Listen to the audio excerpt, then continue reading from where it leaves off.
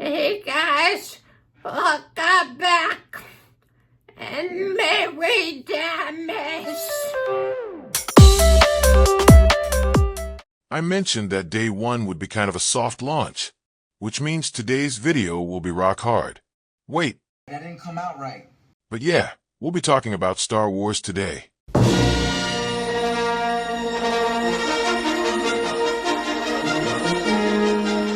If you think Star Wars didn't have the Christmas season toy potential in mind when it was made, you're diluting yourself.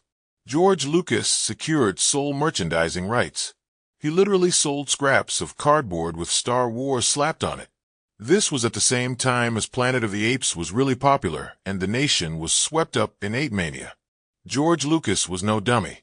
He knew that if he just stuck with his weird and nerdy little space story, he'd make it big. And boy was he right. What's his net worth? But George Lucas knew that in order to make a metric fuck ton of money, he needed to tell a compelling story. And when he made the prequels, he knew he couldn't do the exact same thing. Yeah, it's like poetry, so if they rhyme. That led to a lot of negative backlash and unsold merchandise. But Star Wars lived on. George Lucas's original vision was still there, and knew he had to get Anakin Skywalker from a little boy to Darth Vader. No one can kill a Jedi. Were there bumps along the way? Sure. I don't like sand. I actually think Hayden Christensen was horribly miscast. But Revenge of the Sith was a really good movie.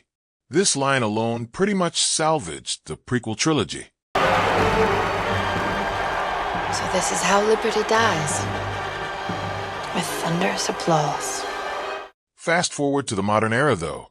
And the big thing is the Disney acquisition. I really enjoy The Mandalorian, and have been since the show's inception back in 2019. I'm a really big Dave Filoni fan, which I've said previously.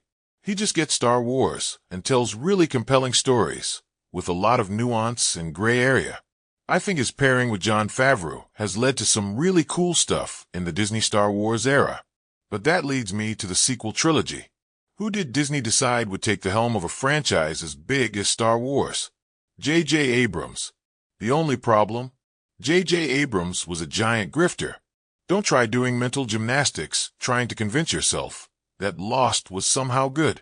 It was clear after the first season that J.J. had no fucking plan, and was just flying by the seat of his pants. Let's have him take control of the IP that's worth $4 billion. He directed the other Star franchise. Who cares if it flops? They make billions either way. Chewie. We're home. Oh, but heaven forbid Rian Johnson does the exact same thing as George Lucas by trying to tell an original story. Yeah, it's like poetry, so if they rhyme. Let's crucify the man, because it didn't meet your expectations. It's sad that people would rather have nostalgia bait and cash grabs. Chewie. We're home. It's an actual tragedy that trying something new doesn't make financial sense, so never happens. Seriously, The Last Jedi has this line, and I think the Jedi are examples of certain Star Wars fans and the corporate suits at Disney. The legacy of the Jedi is failure, hypocrisy, hubris. Everybody needs to move on. Star Wars is different now, and that's okay. It's time to let old things die. Dave Filoni is doing that with the second season of Ahsoka. I just saw a video that speculated Sam Witwer would be Star Killer in that show. I'm so jazzed up for that, and the whole Mortis arc.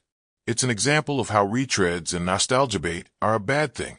Give me something new. Yeah, it's like poetry, so if they rhyme. Thank you all for making it this far, but I'm about to roll out. Autobots, roll out! But remember to gently like and subscribe to join the Dan fam and become a Danimal. Should I actually be calling it the Dan-O Order? Let me know in the comments. Either way, be gentle. Peace out, y'all. Merry Danmas.